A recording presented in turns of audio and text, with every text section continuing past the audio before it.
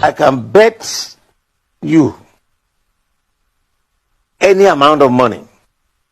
Let Bola bring out the certificate of his primary school, his secondary school, and the university he attended. We want to see them. Because I remember in 1998 or 1999, when we had the elections, you know, Afikuyomi was the one. When they raised and pulled his papers that he filled to INEC,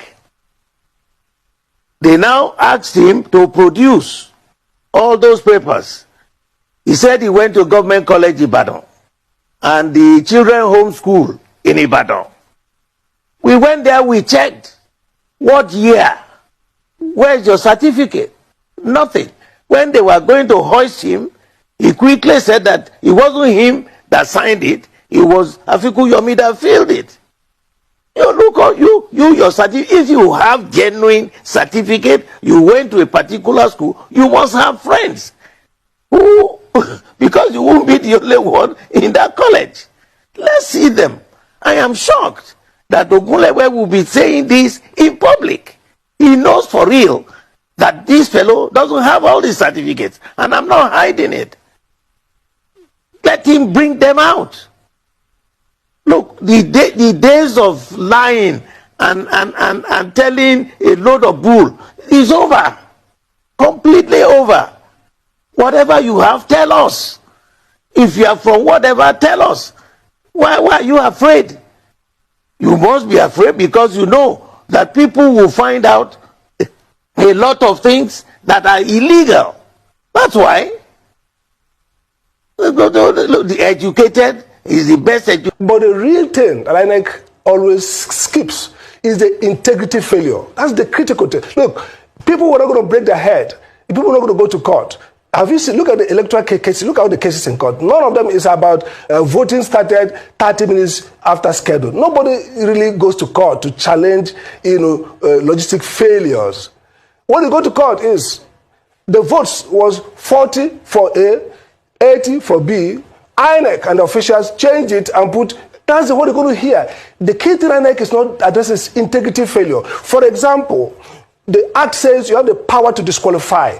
Why will you allow somebody who has fake certificate to process? You have all the time. You are doing consultation, meeting with the road transport union. Why not first do that? If you look at the US, anywhere in the world, you file your intention to contest election. The regulator use that intention to do a probe, tell the public. And when people say this person has no qualification or didn't do that, the regulator excludes you. Now, INEC will play dead brain, flood the whole place with people who are not qualified, fake results everywhere, fake certificate. Then after election, they start between with road transport workers. Look, the key missing thing in this election was failure of integrity that was either deliberate or based on ignorance. In 2019, in this Arise, we debated it and said, INEC is more of a regulator. You cannot do election where you now outsource every of this crisis to the courts. You have simple things you can establish. Who is qualified to run? That's the beginning. Who has the papers to run? Who has made wrong entry? Who has not filed his papers within the time allowed? Those things are strict liability. You exclude them, election continues. So INEC bungles everything deliberately and then starts a showboating. Meet with road transport worker, meet with garage sellers, meet with newspaper printers. That's not the job. The real thing that is at stake in this election is integrity. And integrity is critical to economic development, to democracy. You cannot surrender the regulatory power of the state in order to allow few individuals access power and achieve their political ambition.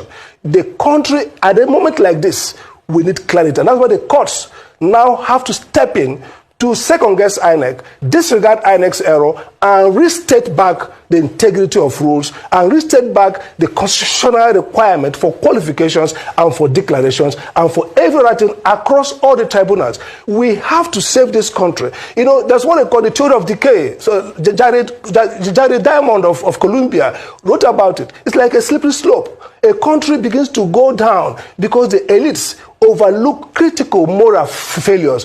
That moral clarity is what we need at this point. To say, look, the republic is more important than anybody's political interest. And if we don't do that, we're going to see the rise of criminal networks. You see judges disappear on the streets. You see now they are trying to force judges to resign in order to create stalemate. We are getting to a dangerous direction, and we need the people to support the court to stand up and save the republic.